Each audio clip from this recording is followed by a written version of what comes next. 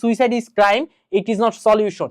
আত্মহত্যা কখনোই সলিউশন হইতে পারে না। তুমি চিন্তা করো, তুমি যখন এরকম স্টেপ নিচ্ছ, তোমার কি হচ্ছে, তোমার লাইফে অবশ্যই কোনো খারাপ কিছু হয়েছে।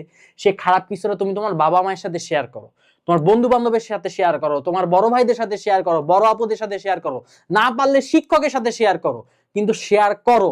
শেয়ার করে তুমি প্রসেসে ঢুকো, তুমি লাইফে যাই কিছু পাবা। সমাজ, এই সমাজ কেন, যে কোনো সমাজ তোমাকে পিছে ধরে রাখার জন্য আপ্রাণ চেষ্টা করবে। যারা আজকে এই যে সাকসেস হয়েছে, তারা অনেক কথা শুনছে, তারা অনেক খোঁটা শুনছে, এরপরও তারা সামনে আগাইছে। তারা নিজেদের প্রতি ফেথ রাখছে, নিজের ধর্মের প্রতি ফেথ রাখছে, হার্ড ওয়ার্কিং করছে। সো তুমি লাইফে কিছু পাইতে চাইলে তোমাকে কথা শুনতে হবে, তোমাকে ফেইলিয়ার হইতে হবে, হার্ড ওয়ার্ক করতে হবে, এরপর সাকসেস আসবে। সাকসেস কখনোই রাতারাতি কারোরই আসে না, রাতারাতি কারোর সাকসেস আসবে না। অনেক রাত, অনেক দিন পরিশ্রম করে, রাত দিন এক করে পরিশ্রম করে তুমি সাকসেস পাবা।